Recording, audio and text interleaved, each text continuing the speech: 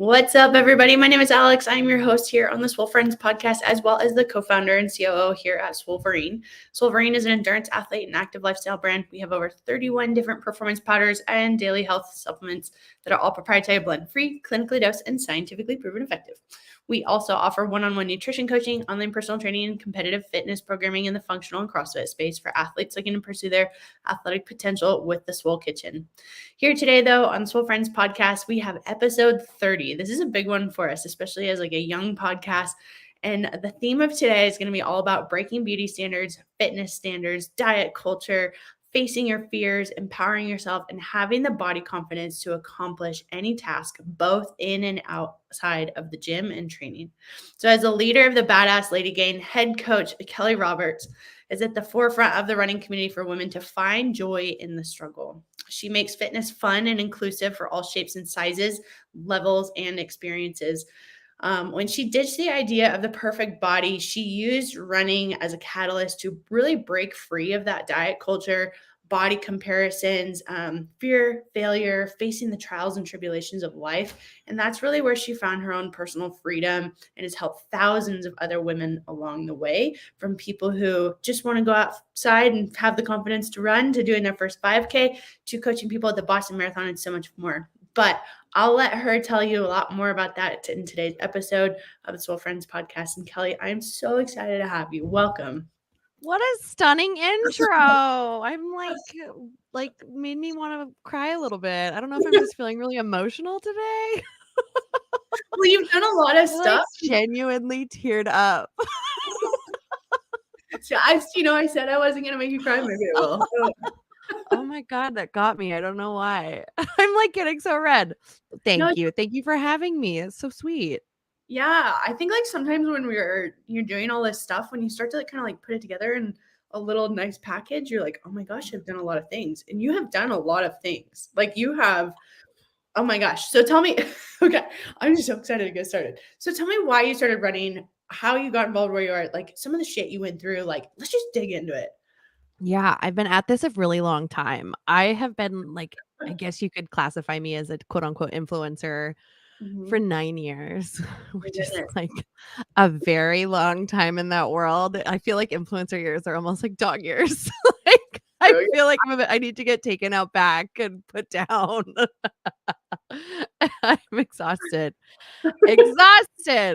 But yeah, I like don't come from an athletic background by any means. I really didn't like anything sports or anything athletic. I was a theater kid, but I come from a very sporty family. My mom and I are really like the only two people who are like not into the sports, but everyone else, my dad, my sister, my brother, my aunts and uncles, everybody on like my dad's side of the family was just like all sports all the time.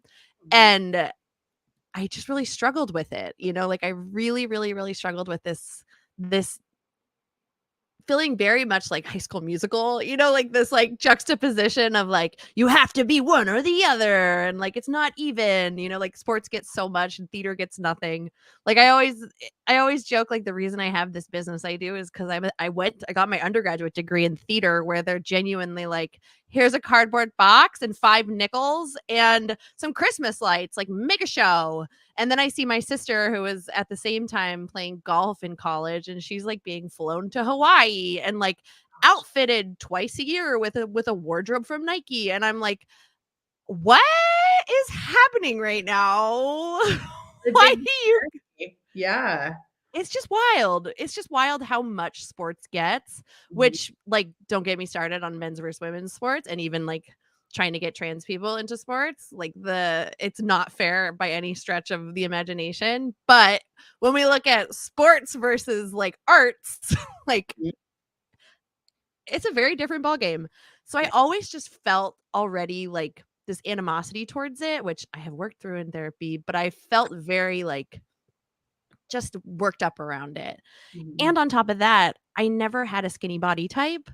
But growing up, we never learned about body types. We just grew up with this Western idea of beauty and beauty standards, which was for us, like just rail thin. Like the body type that we all were kind of like shown to aspire towards was like the Paris Hiltons and all these other people who, if you didn't have that body type, there was no way you were ever gonna be a person, you know?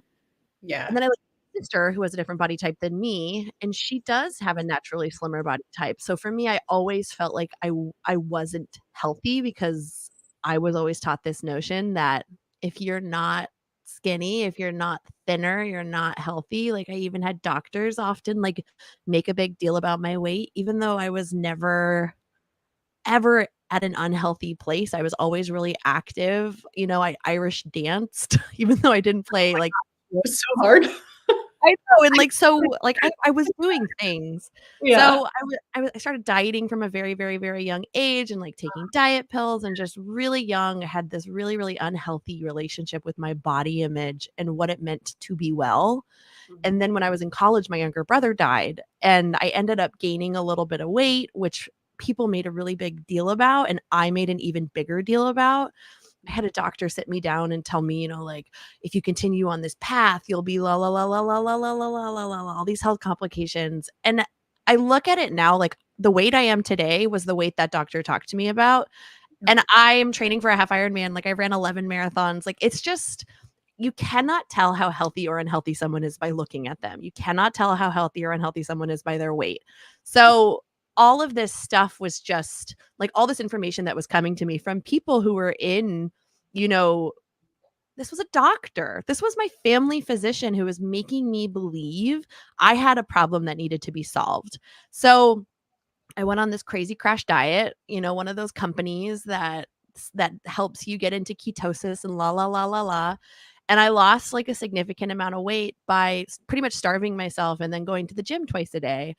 And I was just applauded left and right. Everyone in my life was just head over heels and so just congratulatory with how much weight I lost and how great I looked, which to me said, you know, and I didn't hear, wow, you look so energetic. Wow, you look this, that, or the other. I heard like when you were fat, I thought you were ugly. Like I heard, that's literally what I heard. And I internalized that. But I was going to the gym twice a day for 90 minutes a day, which was like so unhealthy and so unsustainable. And I was really like I started struggling with bulimia and all this stuff, but like no one thought I had a problem because I looked the way that we thought quote unquote health needed to look.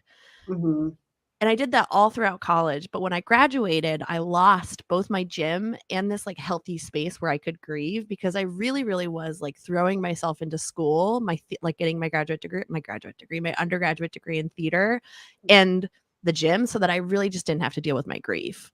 I did not want to touch it. The only place I was touching it was in theater, which was this, you know, safe space where I could start to like speak the language through other characters. And I had incredible professors who just like let me act whatever I wanted to act. And whether that was joyful stuff or really, really heavy grief stuff, they were like, work it out, do whatever you want to do. Like, we're here to support you. And then I lost that. And all of a sudden it was like, you need to grieve. Like, you cannot run from your grief forever. And I was like, watch me try. I'm going to start running. And so I started running. Really gonna run. Yeah, I was like, I'm going to prove you wrong. I'm never going to deal with this. And so I started running. But really, I started running to like fill time, you know, like I moved home with my parents. I didn't really know what to do. I graduated with this theater degree and was like, oh my God, what am I supposed to do with my life? Like, how am I supposed to make money? How am I going to pay back my student loans?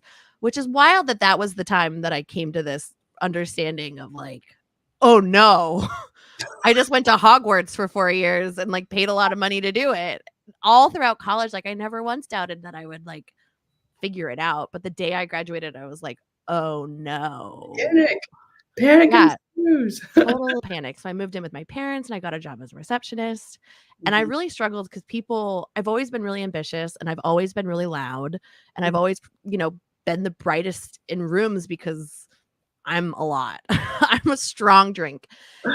And I could see it in people's faces when they would ask me like, so what are you doing? And I'd be like, oh, I'm a receptionist and I moved in with my parents. I could see it in their faces of like, what? Why? You're not going to go to LA? You're not going to go to New York? You're not even going to try? And I was just too scared. I didn't think I could deal with a constant barrage of no's because I wasn't the body type that succeeds in the entertainment industry. Yeah. And I know now I should have tried because that's not true. Look around, everything changed, which sucks. But everything worked out. And I ended up, running. I ran a half marathon, then I ran a marathon, and I like finished and was like, if I can do that, what the fuck else can I do? No one ever thought I would run a marathon. Like, I truly was president of the I fucking hate running club. Like, I still go to meetings. But it gave me the courage to move to New York. And I was like, I'm just going to move to New York. I'll figure it out. Whatever I need to do, I'll figure it out. And pretty soon after I moved, I went viral. I went viral for taking selfies with hot guys behind me while I ran a half marathon. Yeah. And then I was encouraged to start a blog, and I started a blog, and it kind of took off. And I started building this community of people kind of similar to me, like very struggle runners, but people who are really running through shit, because I now know that so many people start running because their lives fall apart. Like, they get broken up with, they break up with someone. They look in the mirror and think, like, what am I doing with my life? I don't feel proud of anything. I have nothing to work for. And someone dies, like really heavy stuff. Granted, that's not everybody, but it is a lot of people. And I now know that's why a lot of people seek out communities like CrossFit or weightlifting or dance cardio, like all these other things. You find like joy through movement that used to be a punishment, because you find this incredible community that you can kind of just struggle with. And there are good days and there are bad days, but you always can show up and people are happy to see you, and you always feel something leaving. I don't think you always feel better leaving. Like, I am not the type of person who's like, I never regret a run. Like, there are so many runs I have regretted, but I do always feel something, which for me, like, I know with my grief, with things in my life, when I'm feeling really overwhelmed, like, numbness is the enemy. And I really, like, my biggest struggle is like going head on with my problems and not avoiding and not numbing out and not pretending I don't need to deal with this today. And like, movement gives me the space to just start thinking, to just start processing, to just start figuring out how to take a step in any direction, up, down, sideways. It doesn't matter. You don't need to have everything figured out. So one thing led to another, and this community grew, and we started coaching, and we started like movements, and it's been just this like wild ride over the past 9 years, 10 years. Yeah. Oh, yeah. Because you said 2013 was like when you first started running. Yeah, I started running Thanksgiving Day 2012. Yeah. Wow. I mean, it's a pretty beautiful story, and it's really, I think you touched on something pretty special, is like when we can let go of that judgment and that predisposed like notion of what it should be, we can find this similar vein in all aspects of like fitness or movement. And it's like, movement is such a fundamental human thing, right? Like flailing our arms and running and like doing these things. And we're like, no, I have to do it because I have to be this size or this weight or this shape. And it's like at the very root of it, like our bodies crave movement. Yeah. And like endorphins and all that sorts of things. And when you said head on with problems, you're facing problems head on. And you weren't, you may have started running as like kind of a distraction or a number, but like, I mean, it's you, the pavement or the dirt, and your thoughts, right? And I think that, can you go into a little bit more of how you started to process your grief? How did you start to face objections and the way that people treated you differently at different sizes? With the grief, I really just had to come to terms with the fact that I had a lot of work to do. Like, I didn't want to do the work. I was too scared of the work. I was like, well, I know how I feel right now, like barely touching it. And like, that's insurmountable. Like, I don't understand how I'm supposed to work through this grief without it killing me. Mm-hmm. And it, like, I really realized, like, you don't need to jump in head first, like, you're already in it. You're all like, nothing's going to change, right? Like, you working through your grief is not going to make you better. It just makes the waves less overwhelming, and they feel less like they're going to drown you. Like, I think grief is so much like just being out at sea and just waiting for the wave that's going to like pull you under. And it's constantly like, you feel like you're drowning when you're in it, and you're just like, is this the time that I'm not going to be able to catch my breath? And those waves get smaller and smaller and smaller. And you realize, like, no, I've got a life vest. I'm a strong swimmer. I'm fine. You know, like when these waves happen, like it's less about like fighting the waves or panicking and more about like, I need to just be here in this.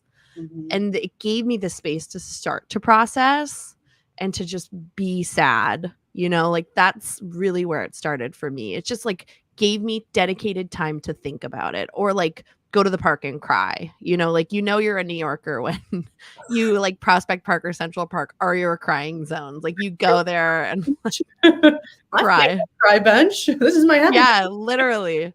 I was like in Prospect Park on Monday, like just sobbing on a run. I'm going through something, and like I love New York. No one looks at you. Everyone's like, been there, like Godspeed. You know, like it's like you have complete and total privacy, even though you're just surrounded by hundreds of people. That's a trip. I'm a California girl, like pretty through and through. I live in Nevada, so I'm like, wow, really? That's such like a night and day difference. But it's very different. For sure. But it's beautiful, you know. And I think kind of going to the water analogy that you're using, like, or even running or whatever, you have to like calm down. You have to like take a deep breath. The more you panic, the more shit goes wrong. Right. Yeah. That's like similar to what you're saying about your grief. And like, yeah.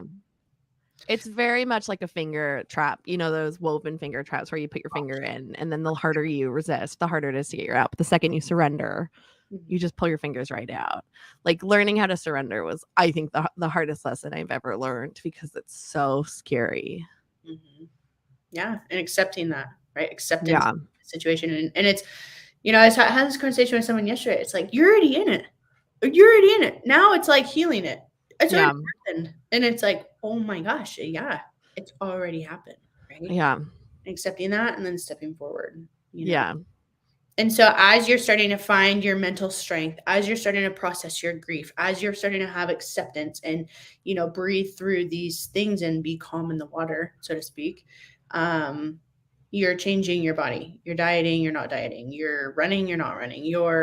People are having their opinions about your body and people are not. Like, so as you're starting to feel more vulnerable and opening yourself to the process, did that open yourself up to hurt, vulnerability, strength, within objections, with people's opinions about what else was going on in your life? Yeah. Yes. I got so much worse before I really started to like get the help I needed. It really wasn't until like 3 years ago, 2019, that I actually like finally came to this sense that like I'm worse than I've ever been. And I need help. Like I can't do this by myself. So I got back into therapy. But like running with really fitness in general, there are just landmines everywhere. Women, like I don't think anyone really is safe from this. I think until we live in a world free of diet culture, you will always have this lurking shadow of body image issues waiting around every corner. And like the landmines are out there just because that's the industry. You know, there's a reason it's a multi-billion-dollar industry. It's because we have just consumed since birth this notion of what health is, what wellness is, what worthiness is. All of these ideas like anti-fat, you know, phobia, all of this stuff is everywhere. So for me, when I was running, I never escaped it. I never got the help I should have gotten. I never really sought out the help I needed to figure out my body image after I started running, because running made it so much worse. And I came to realize the more you talk about your body, the worse your body image is going to be. You know, I had started this movement called the Sports Bra Squad, which really was dedicated to helping women redefine what strength looks like. It was rooted in body positivity, which I did not know was a Band-Aid. You know, like body positivity was this brand new thing. I've been at this forever. I've been in this social media world for way too long. And I was working through it with everybody, which is why I think it resonated with so many people, because we were all learning the terms and the terminology, and we were all coming to understand what it meant to feel strong in the skin you're in. But that's not what body positivity is. Body positivity is you love your body. And it's like, I don't love my body. I rarely love my body. And no one was helping us understand why that is, like why you don't need to love your body. You just need to appreciate it. You just need to be in it. And I came to realize through so much therapy in 2020, like 2019, I was really, really, really bad. I finally like got the courage to work through the bulimia. I was struggling with it for like 10 years. I finally got back in therapy. I finally started doing this work around my body image and started working towards body image resilience, which is just this notion. It's pretty much the exact same thing as grief. Like you're just in the ocean and you're encountering these waves and you're just in it. Now I know when I'm having a tough body image day or a negative body image day, right? Like that's not a bad thing. It's not about what you're saying to yourself that's bad. It's about what just happened to make me believe that about myself. And why am I saying to the things that I'm saying to myself, Oh, well, I'm doing this and I don't want to do that. And I just went jeans shopping and that was really tough because nothing fit me, and I really, really want an outfit for this thing, like whatever it is. Like if you can identify what just happened that's making you feel a certain way about yourself, it's not going to fix the thing. But it is easier to say like, right, that's why I'm feeling this way, not because of this, that, or the other. What else can be true? Well, I felt really strong on my run today. I felt incredible. I know I'm strong. I look at my heart rate data. My heart rate data puts me in like the top percentile. I look at my blood work. You come back to all the real things in your life that tell you like you're not healthy. You are like way, way healthier than most people, and you're like, right. I just live in a world that tells me if you're in a bigger body, that's something to be ashamed of. I'm just in a world that tells me if I'm in a bigger body, finding clothes is so much harder than everyone else because no one's designing for us, like, and I have so much size privilege, like for me, I can still sometimes fit into the top end of like what's available in most stores. I don't need to go elsewhere for clothes, but I am on that like line. Like there's oftentimes if I go to Nordstrom, like they won't have all of my sizes. And that's tough, So it's just knowing where the landmines are. And when you step on one, being able to just like backtrack and say, what just happened? Why am I saying the things I'm saying to myself? Are they true or are they not true? No, I'm not a fat piece of dirt. That's just the world telling me that. I'm fine. Like I'm standing on my own 2 feet and you can move forward and through it in a much better way. But it took a very, very long time and a lot of professionals to help me get here. Like this was not a read a couple books and like you're healed. It's a daily thing. Yeah, absolutely. And a lot of times like in nutrition coaching, we talk about, who taught you how to eat, right? Mm-hmm. Who taught you this opinion about your body, about your thighs, about running, about CrossFit, about where do all these opinions come from, right? And you said something about like it is a multi-billion dollar industry. It is like one of the richest industries we have in in commerce.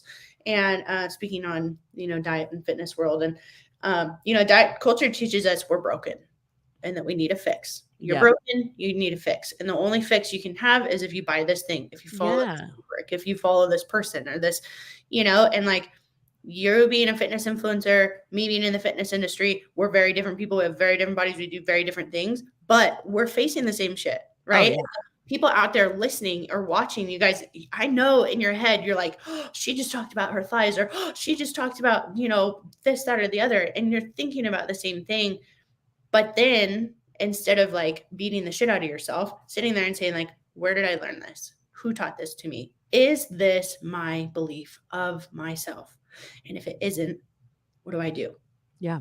And sometimes you don't know what to do. And sometimes you gotta like go find a new influencer. You gotta go to therapy. You gotta go like to your parents and be like, yo, mom, it was fucked up that you taught me this, that, and the other about my body. And I think it was wrong of you. You know what I mean? And like, that's very aggressive, but I mean, it's really true. Or sit there in your head and have these conversations with people, right? Maybe not face to face, but have them with like the old coach who didn't get you to do this thing, or the parent or the whoever it was who has influenced you, right? And you said you grew up in a sports focused family. Do you feel like you were supported through this journey by your family, or was that like something that you had to endure and go through as well? I think they have their own work to do. I don't think they would know how to support me through this. Like with me and my family, like it's like a constant boundary setting every single time we all get together because we are not on the same page. And at first it was really hard. And I was that person who was like, I have to talk about what I'm learning and you have to know. And now I'm like, not my monkeys, not my circus. But here's the thing. You can't talk about your body around me because it's really dangerous for me to be around this, and it's triggering, and it like it pushes me towards something that makes me physically unwell. And like I'm literally living with a tiger, and every single time you do that, you're letting the tiger out of the cage, and I'm just hoping and praying it doesn't attack me. So like I can't be around you if you're going to talk about this stuff. So like I would just appreciate it. I'm not telling you not to talk about it. You do your own thing. Like I don't care. Don't get in therapy. You deal with your own shit. But you can't talk about your body around me. You cannot talk about your eating habits around me. You cannot tell me if you're losing weight or gaining weight. Like I just don't care. Mm-hmm.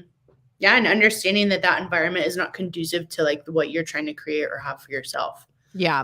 Right. Once I was able to do that, it's so much easier. And it's less like there's less like I don't feel this like animosity of like, why don't you care? And like, why aren't you working on it? And I'm just like, I just don't care. I care only about me now, like Mm-hmm. I now understand that what I can control, which is very, very little. And like the importance of just like speaking up in a very like non-combative way and saying, hey, I can't have that. I cannot have that around me. Mm-hmm. And I hope you can like appreciate me asking for what I need and can support me in that. Mm-hmm. And if you can't, I'm just going to get up and leave. Yeah, exactly. And it takes practice to be able to have that strength. And at first you're going to be no, you know what I mean? And sometimes you're going to handle it in ways that you aren't proud of, It's true, but through practice comes that habit, and through practice comes that confidence. It's not confidence before habit or confidence before practicing that, Yeah. You're not going to I'm not a huge fake it till you make it kind of a person, like I'm so much more a process. Understand where you're at and what's going on and what you can do differently next time. Like that's the kind of place I'm at. I'm like, it's okay to just be bad. You don't need to pretend. You don't need to do anything. You just need to like have a plan.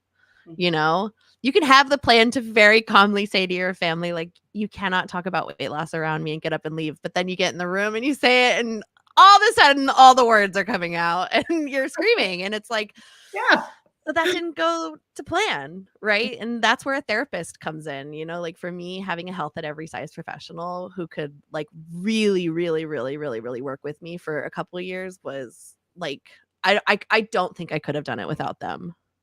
A health at every size professional. Yeah.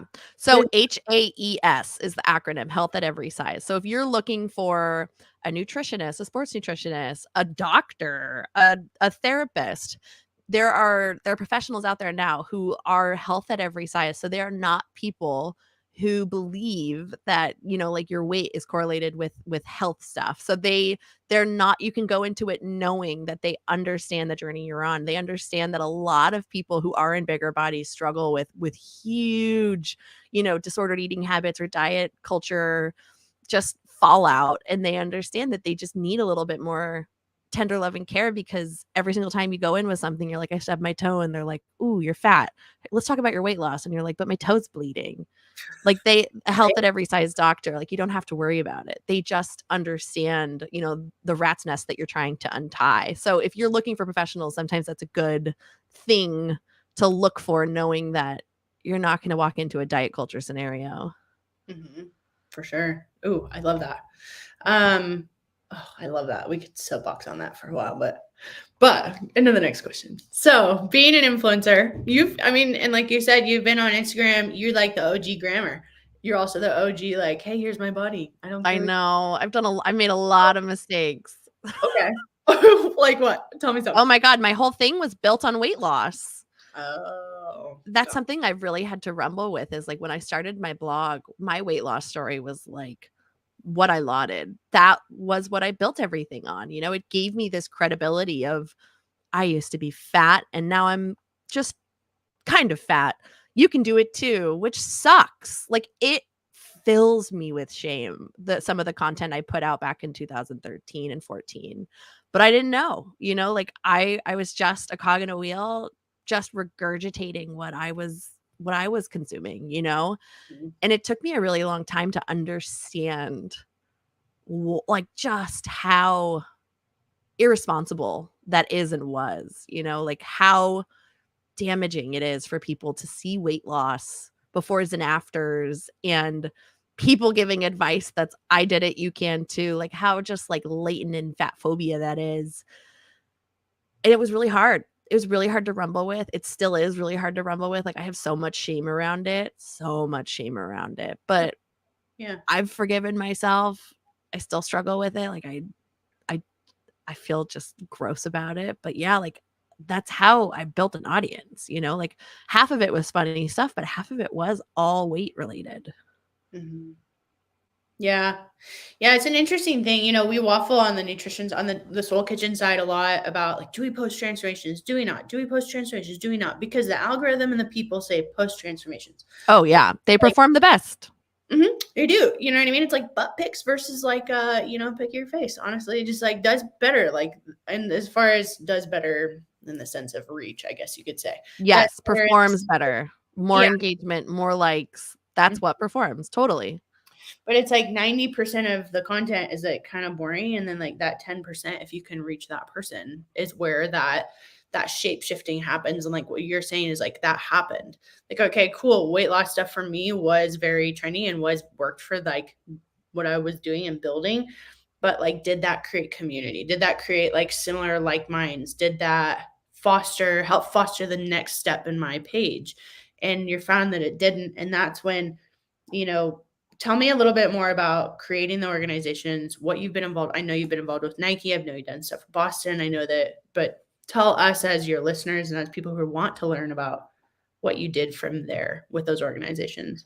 Yeah, I don't think there's a brand I haven't worked with, like at least in the running space. I've been around so long, I was so lucky because for a long time there were like 20 running influencers. We were a very, very, very tiny micro community of influencers, which is weird because we didn't grow very much. Like there just weren't a lot of people. There was like a tiny group of us for a really, really, really long time. Now with TikTok and Instagram Reels, like it exploded. There's hundreds, which is like, oh my God, thank God. Like new voices, new stories, new people sharing experiences. Mm-hmm. But when I got started, like influencing was brand new. No one knew what influencing was. Like we didn't know what we were doing. So like with every single partnership, I was trying to figure out how to work with a brand. Why am I working with a brand? When I worked with Nike, that was one of the longer partnerships that I did. They were really supporting me in this chase to try to qualify for the Boston Marathon, which I was like vlogging and doing all this stuff. Nike gets a lot of flack in the running world, but like they're an incredible community organization. Like they empower so many just amazing communities that are doing the work that I think matters the most, which is bringing people together in communities that normally like don't run. Mm-hmm. And here in New York, we had this really, really amazing group. I don't even know what you would call it. Program. It's a program. It was 4 or 5 months long. It was called Project Moonshot, and they would bring 200 to 400 people together to train for a marathon and chase down their impossible goal. And you worked three days a week together. And it was so transformational. It was so incredible. It was so amazing. Like now that I do, like that kind of thing with Badass Lady Gang, where I'm like hosting big group runs. We're in 10 cities in the US and Canada doing group stuff. Like 3 days a week with that many people is wild. Like I cannot believe the things that they do on any given day. What an organization.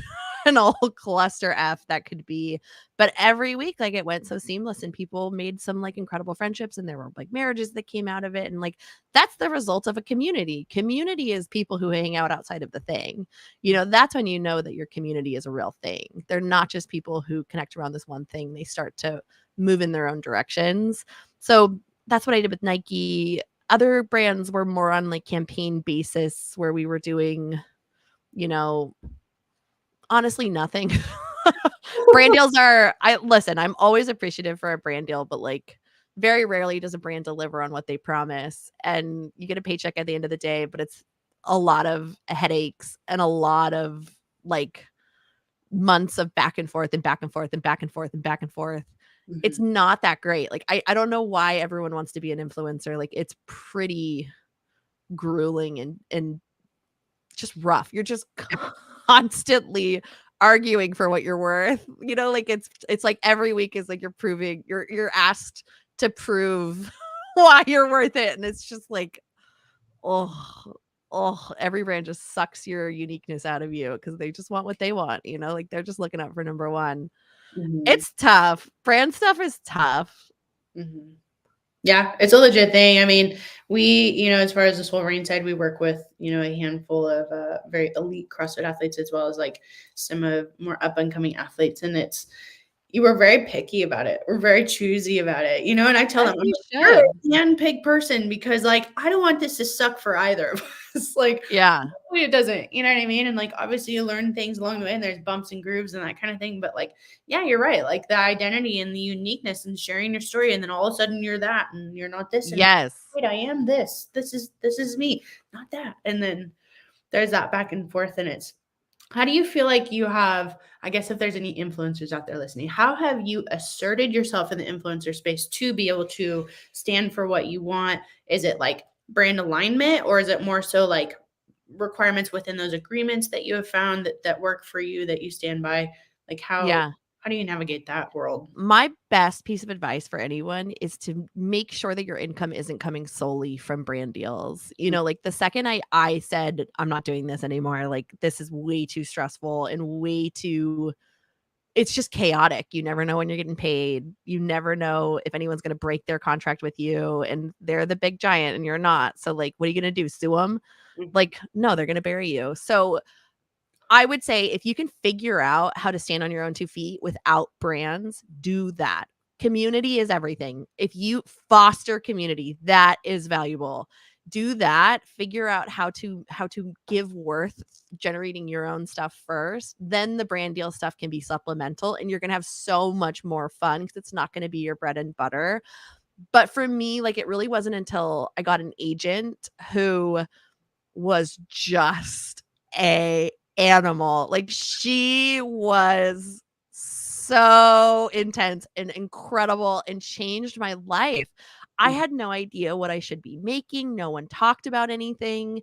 And when she came in the picture, she started telling me numbers that I like made me want to throw up. I was like, no one's going to talk to us ever again. And she got them. And I was like, I have been out here like living on credit cards, just like struggling to make end meet. And in one go, you just like changed my life. And I was like, that's how much I should have been asking this whole time. How was I supposed to know that?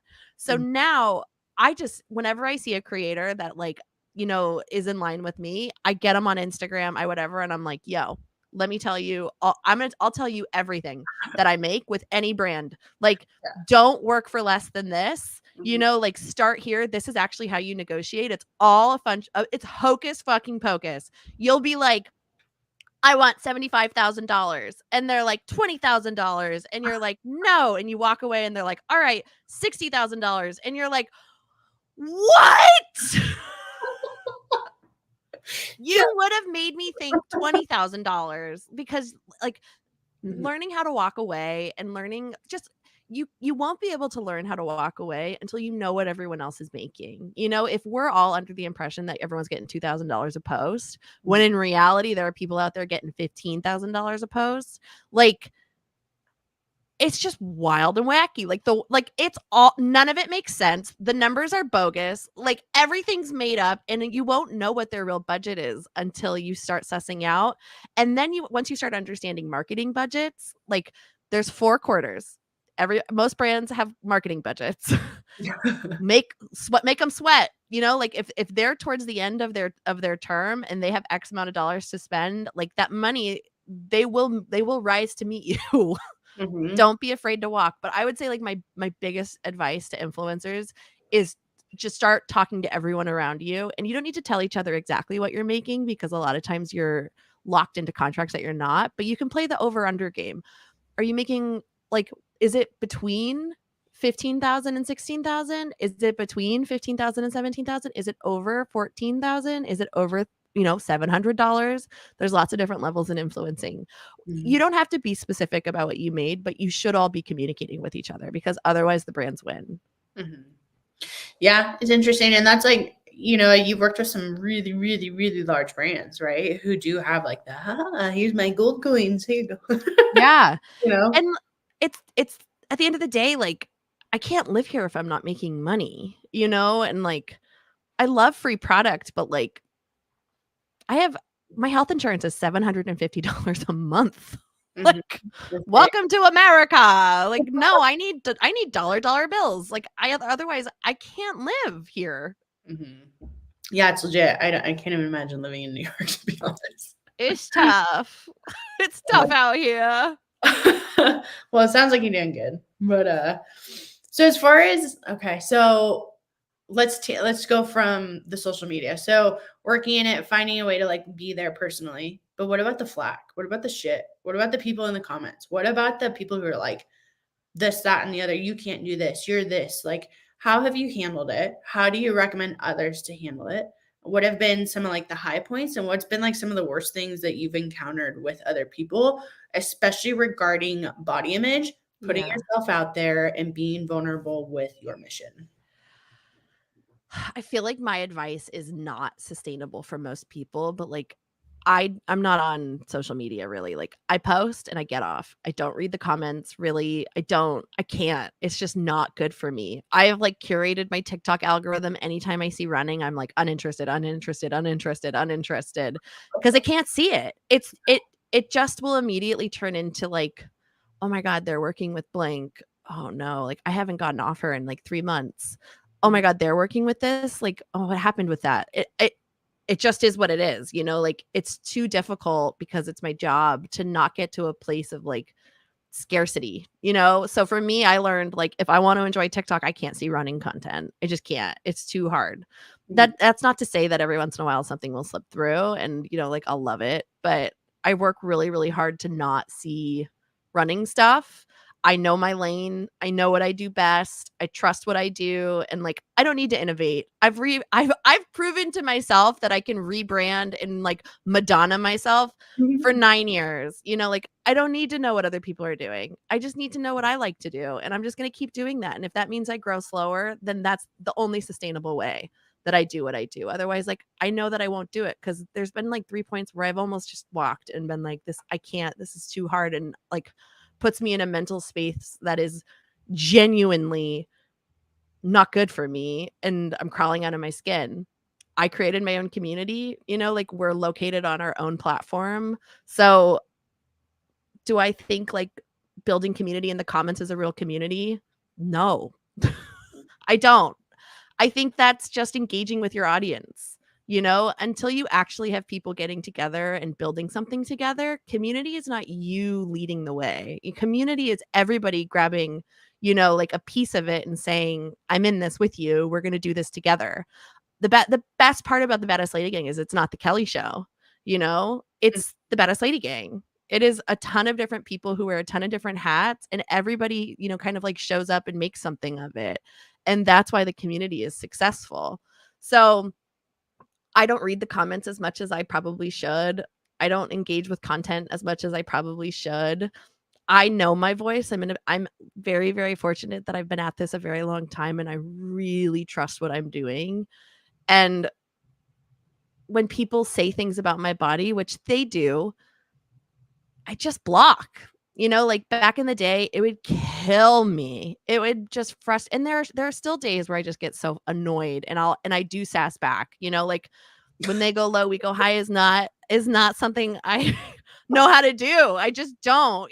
Like for me, like emotional terrorism is my way of going, and if I can hurt harder, like I will. So I know, like, don't engage, just block, you monster. Like, don't hurt someone because they hurt you. But every once in a while I do, and then I feel ashamed, and then I'm like, I'm not going to apologize, but like, girl, just block. Just block. That's their stuff. It's not your stuff. So back in the day, I used to like make videos about it or like use it as a way to like get engagement and likes, because anytime you take something like that and point it out, like it's gonna do so well on social. And now I'm like, it's just normally better for me to just block and delete. Mhm. No one needs to see it, because if you see it and you're having a bad body image day, it's just gonna like shine a light on the shit you're going through. Well, it goes back to that idea of like where did this idea come from? Yeah. And all those things add up. I mean, we see Oh yeah. like hundreds of marketing messages every day and comments and people and feeds. And I mean, oh my gosh, you sit on Instagram for 15 minutes, you all of a sudden watch 1,000 reels. Like the turnover time is really high. So, and all that shit goes in your brain. And it will come out somehow. Yeah. Right? Are you a real girl or are you a TikToker? I am a try to do neither. It's pretty bad. Like, and I know, like, being in the space, we've been talking with like some creators. It's the healthy answer. I mean, yeah, I guess it's a good thing. I mean, if anyone looked at I could probably pull up my Instagram right now, and if I go to my explore page, it's gonna be cats and raccoons and like weird videos of like brilliant dolphins and stuff. Because oh my god, you literally just described my feed. Yeah, not kidding. So, we got a red panda. We got doggies in the water slide. Like, that corgi just fell off the water slide. Because you've got to like protect your shit. You've got to like, stay in your lane and remember like why you're doing what you're doing. And a lot of times we give power to the noise. We give power to like the bullshit, and then we're just like, why do I feel like ass all the time?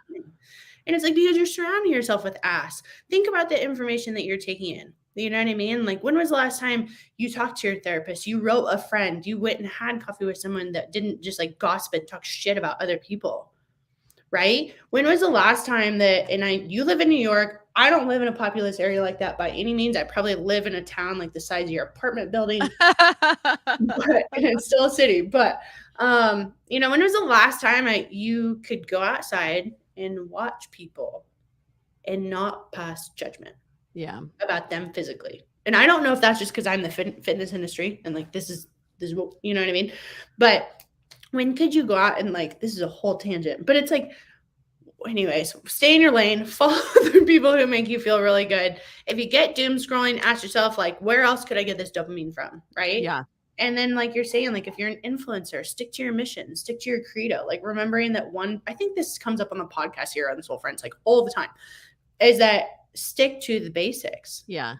And who you follow is we're in this digital world of, it used to be like who you surround yourself with, your 5 closest friends. Like, look, you have 50 close friends, we call them, on social media, and those people matter, you know, and that information. And sorry, that was a whole tangent and I got really No, I'm with you. And there is something to be said for that. Like, and I've noticed this in my early 20s, how I hung out with like really close friends is so different than today. Like, we don't gossip ever.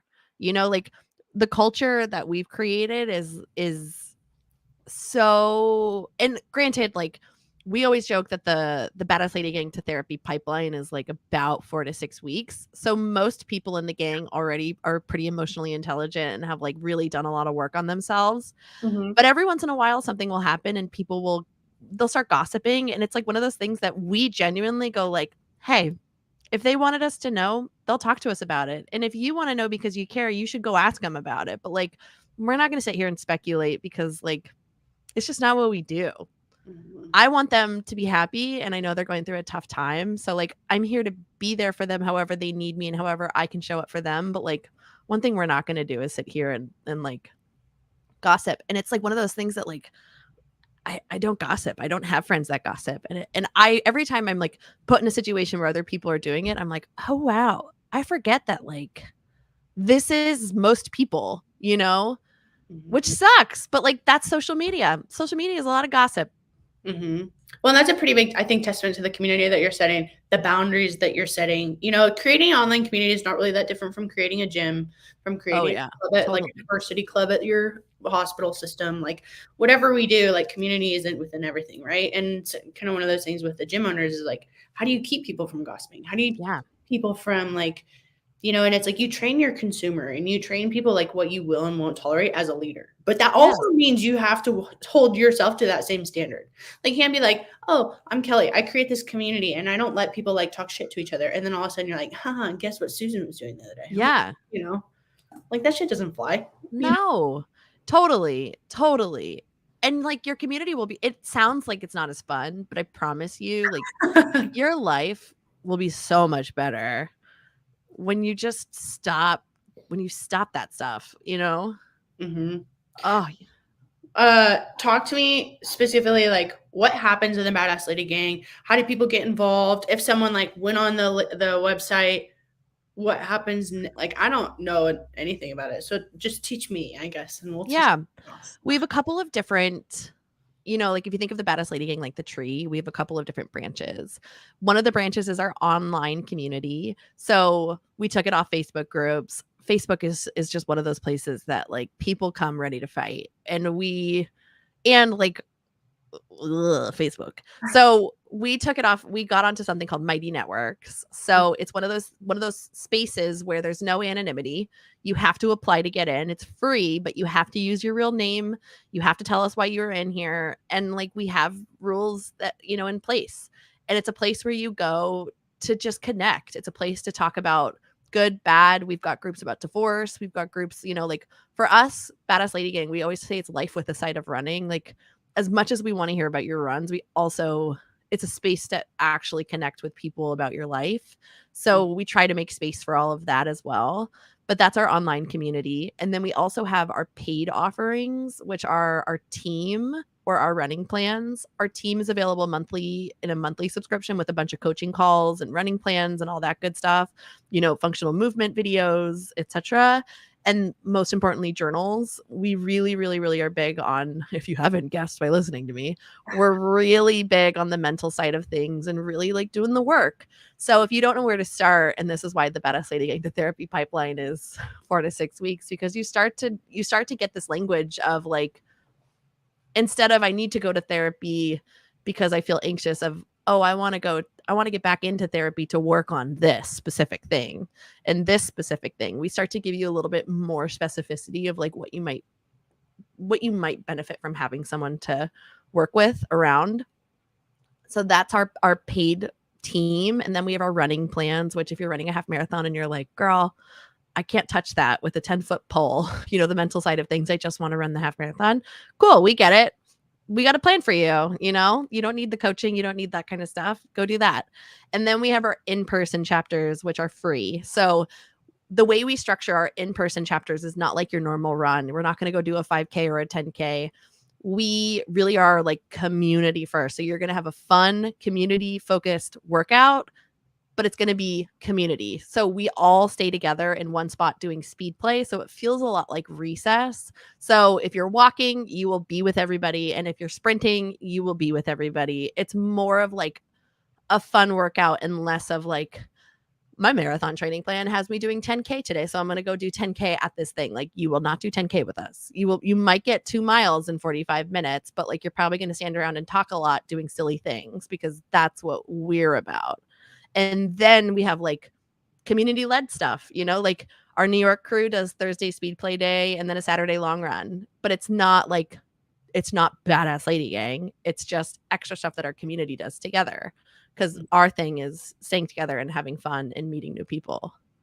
That's awesome. Ah, that is really cool. So even if you can't get there in person, there's online, no matter where you're at in your journey, no matter where you're at physically, no matter like where you're at mentally, I can't do anything or I can do everything or something in between. There's something for you, right? Yeah. What would your advice be to someone who's been in the diet culture, who's been, you know, okay, this is a two-pronged approach. The person who says like, oh, well, I don't run because I have boobs. I don't run because I'm overweight. Yeah. Or I'm running, I have to lose weight. What type of like internal narrative do you share with people to unlock that ability or belief within themselves that they can run? You know? Like, is it find a better sports bra so your boobs don't go everywhere? Like, or If is you it have big boobs, yes, you need to find a better sports bra, and it's going to be expensive, and a great one doesn't exist. Like, you have to settle for good enough. Like, it just doesn't exist. I've tried them all. You know, like, they all have pros and they all have cons, but like, no one's figured it out. Truly no one. The biggest thing about sports bras, and here's a tangent, is you have to figure out your body shape. Your shoulder shape is probably the most important thing in the mix. So I have like wide sloping shoulders, which means I need an H back. So if my sports bra crosses and hits my traps, I'm going to get tension headaches. I'm going to get, like lockjaw. I get TMJ. Like, I run into all these other problems. But when I'm wearing an H back, it can sit right here, not on a muscle. And I'm just a lot more comfortable. But if you have narrow shoulders, you might need a cross back. Like, there's different, like, that's probably the biggest thing, is figuring out like what type of sports bra to look for. And then you just need to figure out your size, because most of us kind of like get an idea of a size and then we just stick with it. Any exposed breast tissue is unsupported breast tissue. So we're talking like on the sides, we're talking up top. Like, if you have cleavage, that's unsupported breast tissue. So like, you need to, like, once you start figuring out all of this stuff, you start to figure out like, oh, I need the ugliest sports bra known to man, but that's going to be the sports bra that's going to like actually lock me in and load me. Like, I've got giant boobs and it makes running harder. It just genuinely does. I've been smaller and had smaller boobs. They were still big, but I can firsthand tell you it's harder to run with bigger boobs. It does make it harder. And you just figure out what to do if you love it, or love to hate it like I do. That's one. Two, if you are not fit, if you are not in shape, working out, regardless of what you're doing, sucks. It sucks. Think about it from a science standpoint, right? You get energy based on your physiological adaptations. And if you don't have those physiological adaptations, you're running a car with the gas light on, right? There's only X amount that you can go, and you're going to be stressed the entire time of like, am I about to run out of gas? It's not fun. It just isn't. There's definitely ways that you can try to find pockets of joy in those first 4 to 8 to 12 weeks, but it's not going to be fun. It's going to suck. You're going to feel like shit. You're going to just constantly say like, oh my God, I don't know if I can stick with this. But I promise you that if you can just baby step it through, you will get that base level that you need to enjoy anything. It is not fun to be a beginner. We live especially if you're a woman, we live in a culture that tells you if you don't know what you're doing, don't even try. You're going to look stupid. People are going to judge you. And listen, some people are going to judge you. Some people are going to be inconvenienced by you. But guess what? That's not your monkeys. That's not your circus. Everybody starts somewhere. Just show up. Get a therapist, have that sounding board. And I promise you, like, if you can just get over that first little hump of anything that you're doing, weightlifting, CrossFit, swimming, cycling, running, dancing, whatever, if you can just get over that first little hump, it's less about routine, it's less about habit, and it's more just about getting to a place where you can kind of sort of start to like it and kind of sort of start to see the strength show up. That's the moment that is like, oh, I get it. Right. But it's hard. Like, no one talks about the fact that like, it just sucks. It's just going to be so brutal and so demoralizing. And it's just going to be shitty for a little while. But guess what? Tomorrow's going to come whether you do it or not. So 12 weeks is going to fly by. Why not just go? It's so true. And oh man, I remember I was having some health issues and got pretty big as far as like my frame, like to the point where like my hips were hurting and like doing weird things. Just like, I just didn't like it for myself.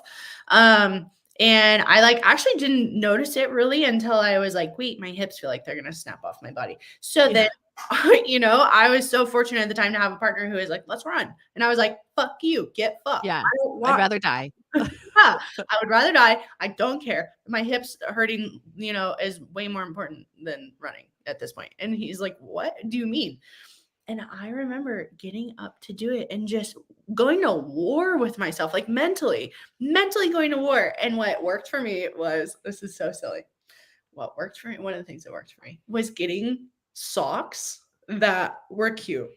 And they had cats on them. They had turtles on them. They had cookies on them. They had Cookie Monsters. And every day, the only thing about embracing the suck for me was that I got to put on a fun pair of socks.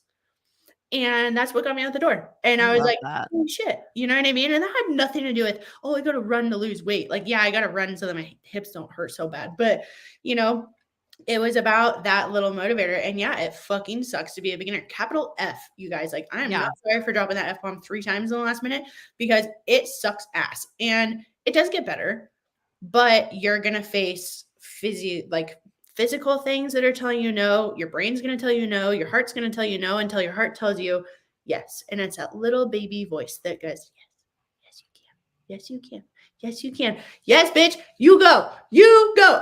You know, Yeah. and you keep going and then Yep. finding like all your different reasons, right? And that's where, you know, you found your own why for running, right? I Oh, found yeah. my own why for running. And they're different, but they're these still like really empowering things. And that's what you do in your communities as well. Yeah. For It's like it's that finding the why, what's like intrinsically motivating you, and then giving yourself the flexibility to like do it differently. You Mhm. know, like there's been times in my life where I've trained really, really, really seriously. And then there are times where I really let myself do lots of different things just because I want to.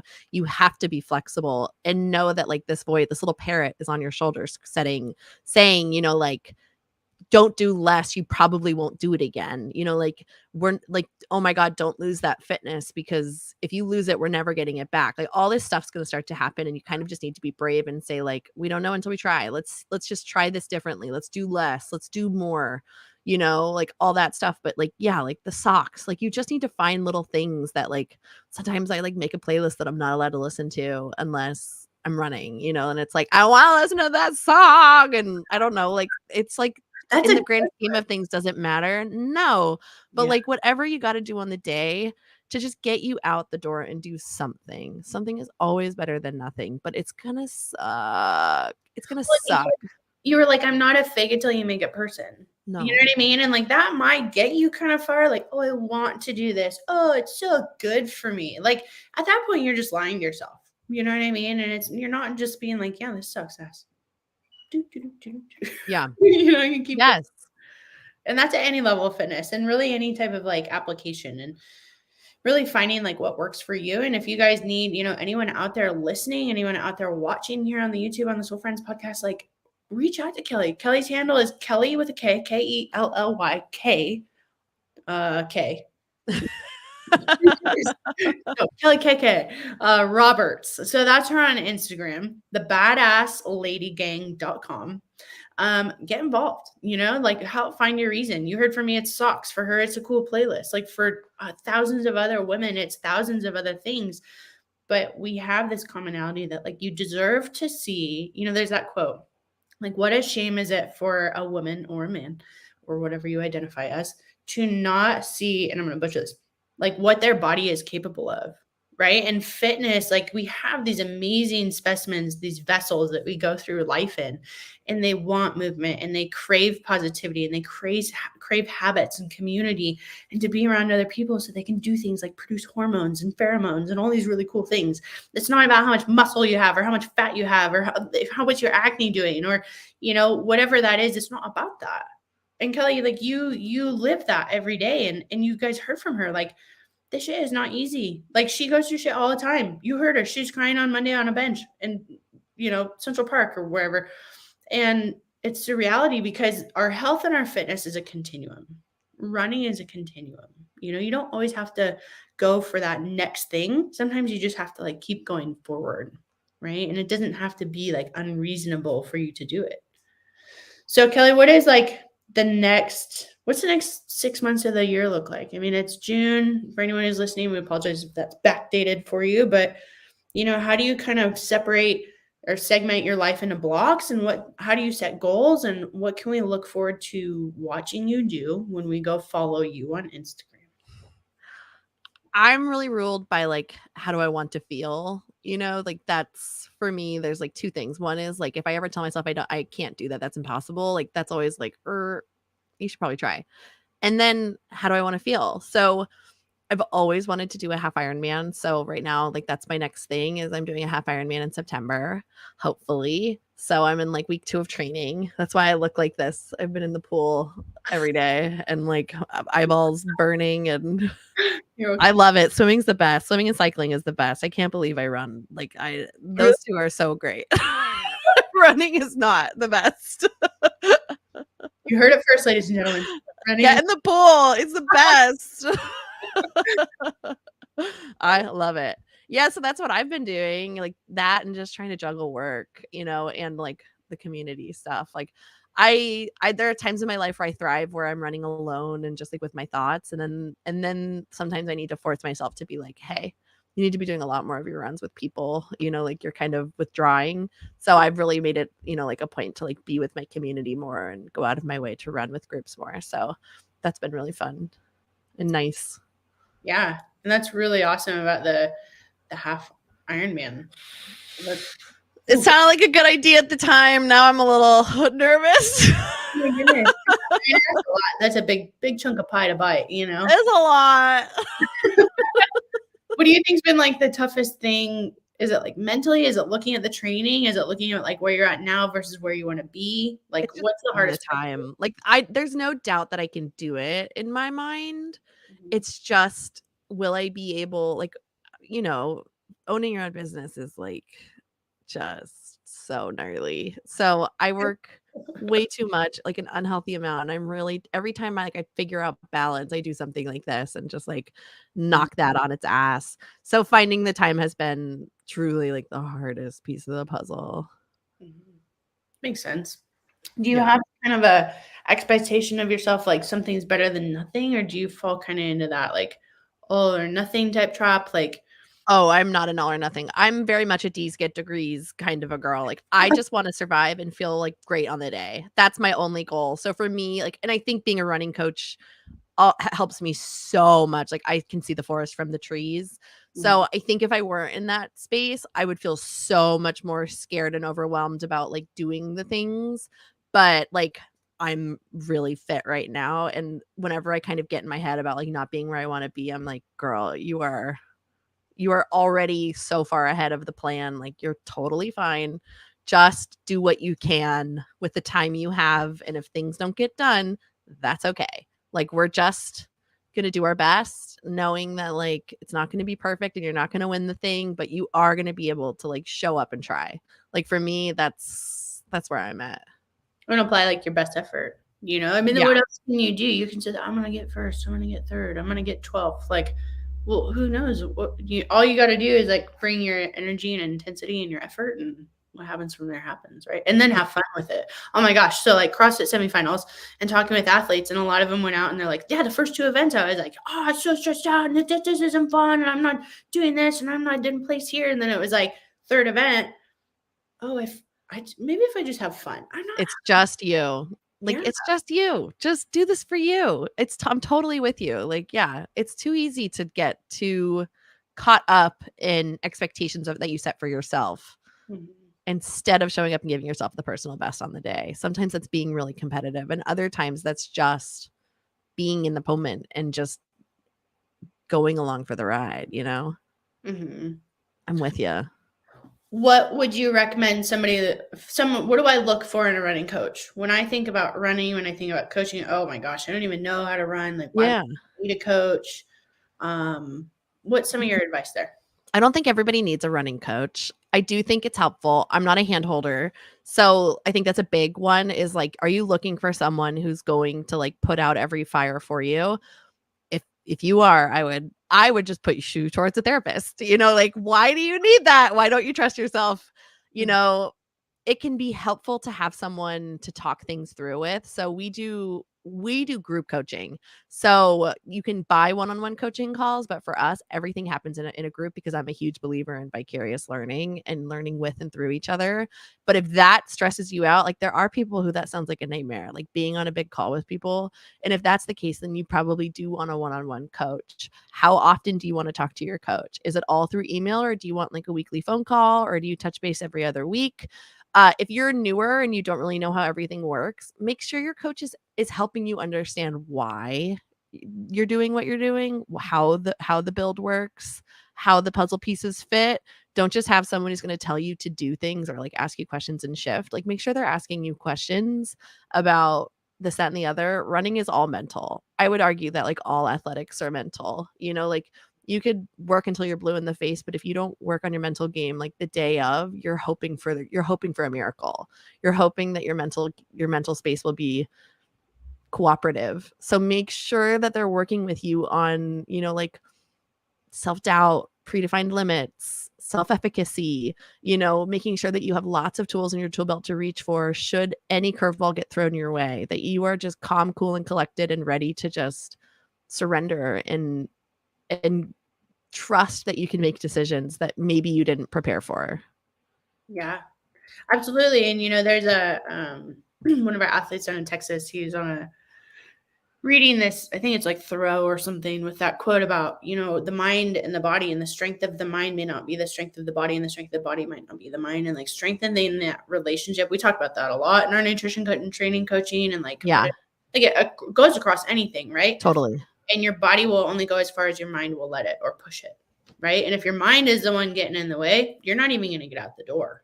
Yeah. Right. And that's where like little tricks or little things like the socks or the playlist, like you kind of got to like convince your mind, because your body will go anywhere. Your body will do anything. They're phenomenal things. And, even where there are limitations physiologically, like, okay, I will not go run 10 miles today. I will not be able to walk tomorrow. But, you work up to them. And I think that's where you're saying, like, having a coach is good.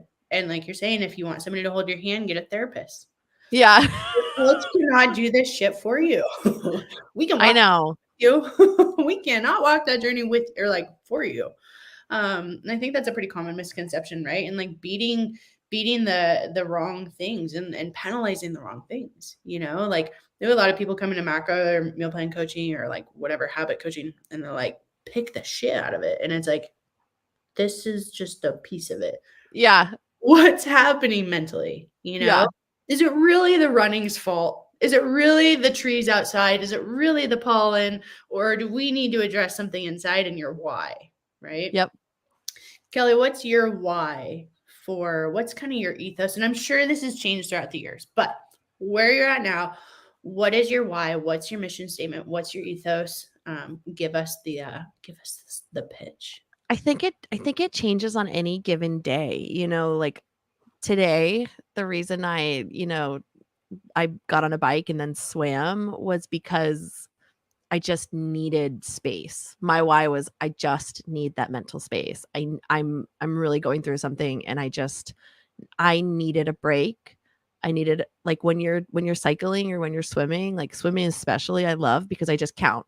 It's what I have to do. I have to 1, 2, 3, 4, breathe, 5, 6, 7, 8, 9, breathe, and I love that. It just gives me space away from my thoughts, space away from my fears, space away from my pain. And when I'm done, I just feel less anxious, like that was today. Yesterday, I swam and ran because I just wanted to feel strong, and I went to my community run because I wanted to feel connected. So like, I feel like every day it is something different, but I think like the through line is always just like, I want to feel strong. I want to feel strong because when I feel strong, I feel the most at ease. And I don't mean strong like I can run 9 miles. It's more just like I just feel capable. I feel like I'm brave enough to take on the harder things or have the hard conversations or sit with the self-talk that's whatever, that isn't kind, but maybe true, or maybe is just awful and isn't true. Like I feel brave enough to be real with myself and be curious with myself. Like that's, I think, like so much of why I continue to just move, because it just makes me feel strong. Oof. Oh, I love it. It makes a lot nicer. Yeah, it's true. Oh my gosh, yeah. It's so true. And like to have the strength to challenge your thoughts, right? And have those seconds and like really be like, am I being true to myself? Am I being true to who I am? Or am I like, kicking the shit out of people in the comments on my video? Exactly. Which sometimes I do. I'll be honest. It makes me feel better. Like I very rarely regret something. Good. Well, I don't regret having you today. I'm so honored to have had you, Kelly. here on the Swole Friends podcast, episode 30. So this is a special one to me. For our audio listeners, for our visual watchers, make sure to go follow Kelly KK Roberts on Instagram. We got the badassladygang.com. Get involved, get in with the community. They have free, they have paid. She's been through it. She's been through the shit. She's had, things happen in life that have put her to the test. And, through and through, she's found her ethos and her running and through regular check-ins, she has the opportunity to find strength within herself. And in doing so, having the ability to empower others to find the strength within themselves to face whatever they're facing. So, Kelly, it's been wonderful. Thank you so much. And we'll catch up with you next time. See you later.